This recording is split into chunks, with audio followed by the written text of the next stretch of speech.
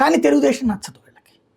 కాంగ్రెస్కి వాళ్ళు వేసాడంటే వైసీపీ ఓటరే తెలుగుదేశం నచ్చనటువంటి వాడు అంటే అది ఖచ్చితంగా వైసీపీకి రావాల్సిన ఓటు పోయినట్టే. అంటే ఆల్టర్నేటివ్ లేకపోవడం వల్ల కాంగ్రెస్ పార్టీకి ఇప్పుడు కలిసి వచ్చిందా? ఇలా ముగ్గురు కలిసిపోవడం వల్ల కలిసి వచ్చే కాలం వస్తే నడిచి వచ్చే కొడుకు పడతాడని.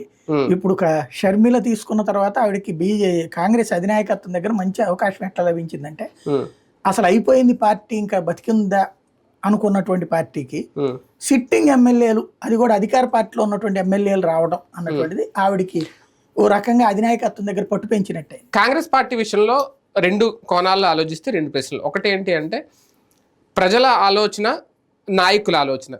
ఒక తెలంగాణలోనో ఒక కర్ణాటకలోనో వరుసగా గెలిచిందనే ప్రభావం వీళ్ళిద్దరి మీద ఎంతవరకు ఉండి అది రేపు ఆంధ్రప్రదేశ్ రాజకీయాల్లో ఎఫెక్ట్ చూపిస్తుంది?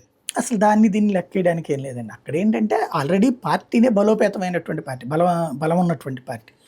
అది ఫస్ట్ ఆర్ సెకండ్లో ఉన్నట్టు. ఇప్పుడు ఈవెన్ మీకు కర్ణాటకలో కూడా లాస్ట్ ట్రిప్ 1% ఓట్లు కాంగ్రెస్కి ఎక్కువ వచ్చినాయి, కానీ సీట్లు 104 బీజేపీకి వచ్చినాయి. 85 దగ్గర కాంగ్రెస్ ఆగిపోయింది. కాబట్టి అందుకనే కదా ముందు కాంగ్రెస్ గవర్నమెంట్ ఫామ్ చేసింది అక్కడ జేడీఎస్తో కలిసి. ఆ తర్వాత చీలిపోయింది. ఆ తర్వాత మొన్నటిసారి వచ్చేటప్పటికి ఫుల్ ప్లెడ్జ్డ్ గెలవాలా, అసలు అత్యవసరం కూడా కాదు, భారీ మెజార్టీతో గెలిచింది. అలాగే మొన్న తెలంగాణలో కూడా అంతకుముందు కాంగ్రెస్ పరిస్థితి ఏంటి, 20-21 సీట్లు వరుసగా 2 టర్మ్స్. అట్లాంటిది అక్కడ దానికి ఆల్రెడీ 20-21 సీట్లు 22-23% ఓట్లు ఉన్నాయి అక్కడ. ఇంకొక ఆల్టర్నేటివ్ లేదు కాంగ్రెస్కి అక్కడ.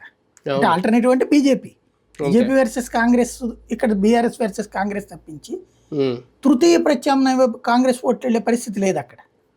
ఇక్కడ అసలు దాంతో కంపేర్ చేయకూడదు, ఎందుకంటే ఆల్రెడీ వైసీపీకి వెళ్ళిపోయినాయి దీని ఓట్లు. అక్కడ